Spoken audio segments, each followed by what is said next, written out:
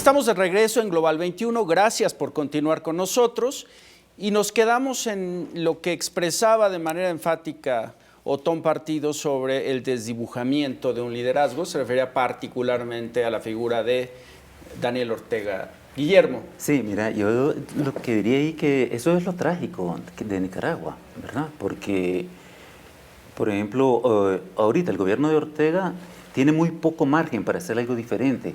O sea, tenemos que considerar que nuestros países, y en general América Latina, pues las políticas que deben de aplicar son aquellas que imponen o sugieren o demandan los organismos financieros internacionales, como el Banco Mundial o el Fondo Monetario Internacional.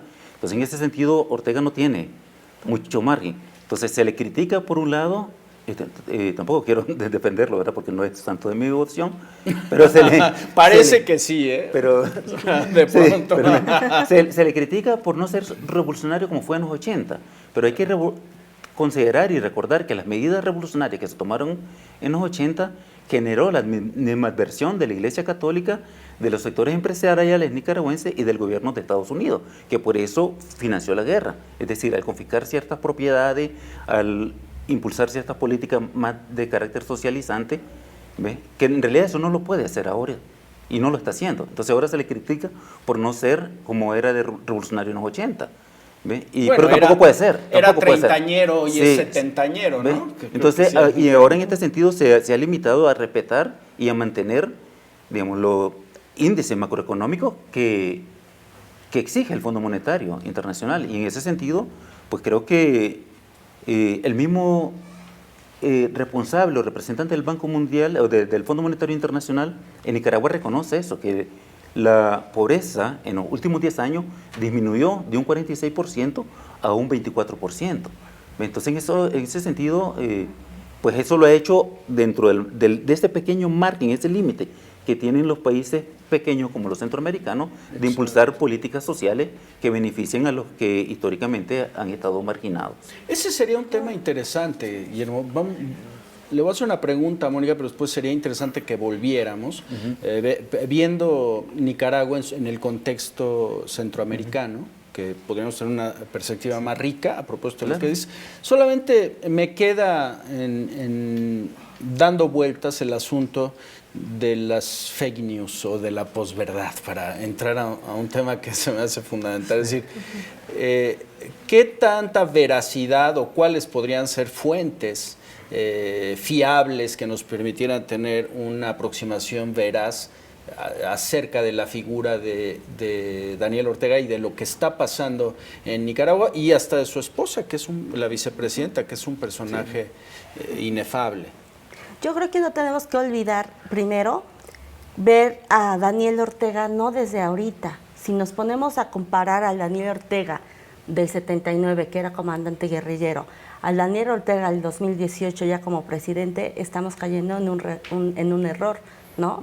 Y para poder entender un poco a Daniel Ortega de ese 79, yo creo que la fuente más importante es la prensa, ¿no? Porque ahí hay diferentes matices, ¿no? Desde la prensa oficialista hasta la prensa, por ejemplo, en el caso de México, la prensa como el periódico 1+1, que ayudó a los sandinistas, ¿no? No hay que olvidar que al terminar la revolución vinieron los comandantes a agradecerle a Becerra Costa todo su apoyo, ¿no? Entonces yo creo que el primer paso es para adentrarnos y tratar de entender un poquito esta revolución sandinista y a Daniel Ortega del 79, treintañero, como dijiste, es la merografía. Ya, eso es de esa época, de esta época. De esta época, pues las redes sociales, que bueno, también es un punto que están tratando como de censurar, ¿no? Ya cerraron muchas televisoras, la prensa escrita la tienen controlada y el siguiente paso justo es querer hacer controlar las redes sociales. Te estás refiriendo al régimen de Ortega. Al régimen de Ortega, bueno, ¿no? ¿Eso ¿no? qué tiene que ver, Guillermo, perdón, con el margen de operación? Vuelvo al tema, perdón, pero no puedo dejar de darme cuenta de que hay una diferencia acá que no estamos asumiendo. Yo matizaría eso, porque incluso el diario La Prensa, que es el de mayor circulación en el país, el de mayor prestigio, pues circula normalmente, no ha sido censurado. Hay 2 medios digitales confidencial y, Exacto. digamos, que además es la misma familia. de la misma familia Chamorro. Es el ¿verdad? hijo. El hijo, exactamente. Es un medio que tampoco sufre censura. ¿Ve? Entonces, en ese sentido, esta información de la censura o de la falta de libertad de prensa en Nicaragua, pues, es relativa o habría que matizarla. Digamos, hay otro problema que, digamos, el gobierno sí ha generado, como el hecho de no permitir la presencia de periodistas no afines en ciertas conferencias de prensa o informes de gobierno. Entonces, en ese sentido, sí hay un límite a la libertad de prensa, pero en términos de libertad de expresión o libertad de prensa, incluso como lo reconoce la CIP, pues no, hay medios privados que circulan libremente y que cotidianamente atacan al gobierno. Muy bien. Otón, ampliando el espectro y un poco para encontrar respuestas ya para el entendimiento de lo que sucede en Nicaragua, respecto del resto de Centroamérica, ¿tú qué valoración harías de Nicaragua, considerando que por lo visto las fuentes que tenemos no son tan confiables o necesitaremos hacer una contrastación importante en el presente? Creo que más bien es necesario hacer una investigación muy profunda sobre distintos temas. El conflicto en Nicaragua ya está escalando a nivel regional, ya hay medidas cautelares de la Comisión Interamericana de Derechos Humanos y de hecho ha habido un acercamiento entre los disidentes y pues ya el sistema de derechos humanos, en donde también hay problemas muy graves de violencia policial y violencia del ejército contra la población. Entonces, ese tema por supuesto que se tiene que seguir, pero también tomar en cuenta que el problema de la violencia es común en Centroamérica, quizá con excepción de Costa Rica. Entonces, creo que sí sería muy importante, y aquí México debería tomar cierta estafeta, en hacer una cumbre regional para atender los problemas de violencia y salirnos de este enfoque militarista que ha primado en 30, 40 años de conflicto que hay en distintos países, ¿no? O sea, hay que recordar Guatemala, El Salvador, Nicaragua. Entonces, verlo como un sistema y ver qué oportunidades hay para las juventudes en aquel tiempo. Eso sería mucho mejor que una política fronteriza punitiva, por ejemplo. Claro. ¿Qué ha fallado con el argumento, por ejemplo, de las pandillas o con el argumento de la migración? Ya ha fallado, ¿no? Porque no se han creado, creo, oportunidades de desarrollo para esas comunidades. Ese es el tema fundamental. El tema de abrirnos a Centroamérica tiene que ver con lo que tú decías, Guillermo. Es decir, tú has sido enfático sobre el hecho de que no se puede hacer una adecuada valoración del impacto de un gobierno bueno o malo, en el caso de Daniel Ortega o lo que él representa, por la intervención y la presión, en este caso, de los organismos internacionales. Sí. Si nosotros lo pusiéramos en el contexto centroamericano, ¿cómo harías tú un mapeo de Centroamérica para que el público entienda de qué estamos hablando? Sí, pues yo, para comenzar, señalaría las diferencias que han existido hasta, digamos, antes del 19 de abril entre lo que es Nicaragua y los países del llamado Triángulo Norte, ¿verdad? Guatemala, El Salvador y Honduras, donde efectivamente hay mucha violencia social. Está el problema de las pandillas, de las maras, problemas de narcotráfico, que eso se ha logrado evitar hasta ahora en Nicaragua. ¿Ve? Eso, digamos, es algo muy, muy positivo que no se reconocía como el gobierno. Incluso el hecho de que era el país más seguro de Centroamérica. ¿Ve? Eso también era una realidad, que ahora dicen que esta violencia lo ha desmentido, pero yo creo que esta violencia es diferente, o sea, no tiene que ver con lo que ocurrió antes. Sí, o sea, no es violencia criminal o violencia social, es una represión, digamos. Y yo lo compararía, incluso, compararía a Nicaragua con el ejemplo hondureño. O sea, si hay una verdadera preocupación por la democracia, debe de haberla en toda Centroamérica, porque si recordamos, en diciembre del año pasado hubo un fraude muy burdo y evidente en Honduras, y desde entonces hay protestas. Sin embargo, eso la comunidad internacional lo ha dejado permitir. Entonces, en ese sentido, también se requiere que haya una preocupación seria, incluso a mí me gustaría que los países latinoamericanos prestaran más atención y trataran de resolver los problemas de conjunto de toda la región. Claro. Sí, bueno, ese es digamos, Centroamérica en momentos parece tener un proceso de integración. Ya ha habido procesos de integración de mercado, por ejemplo, y de pronto parece otra vez balcanizarse, digamos, para usar un adjetivo de otra parte del mundo.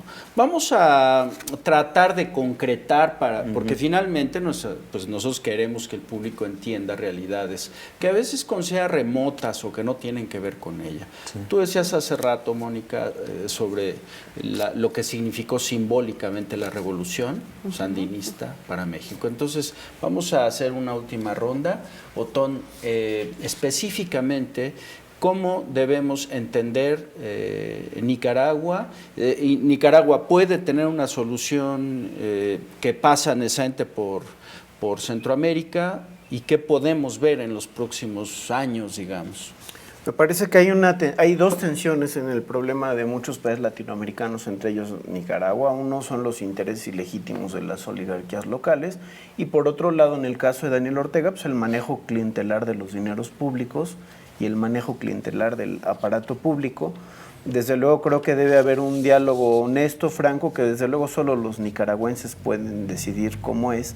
Sin embargo, sí llama la atención que hay una reivindicación por principios democráticos como la no reelección indefinida del presidente, ¿no? Quizá quitar a la vicepresidenta de un cargo de poder, porque pues, ya es un manejo patrimonialista, y hacer procesos electorales pues serios, ¿no? Que realmente cumplan la función de una competencia real por el poder. Muy bien, Mónica. Pues yo más bien con una reflexión me quedo con muchas preguntas, ¿no? ¿Qué sigue después de esto? ¿Daniel Ortega va a poder negociar?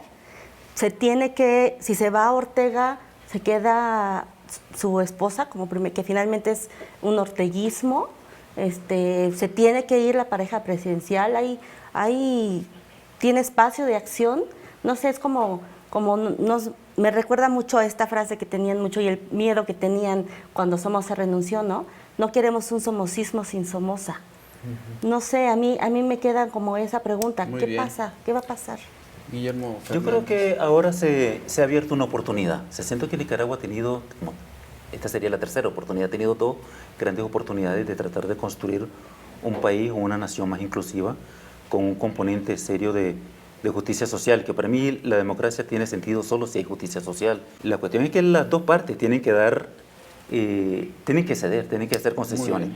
Pues les agradezco mucho. Bueno, desde luego, por lo menos para mí la lección es que hay que atemperar el ánimo, hay que informarse mejor, hay que entender los procesos y también hay que tener cuidado con la manera en la que uno se informa y trata de entender fenómenos que son mucho más complejos, que tienen una raigambre histórica. Agradecemos que nos haya acompañado, como cada semana, y por supuesto a nuestra espléndida mesa, formada por la doctora Mónica Morales, por el profesor Guillermo Fernández Ampie y por el maestro Otón Partido.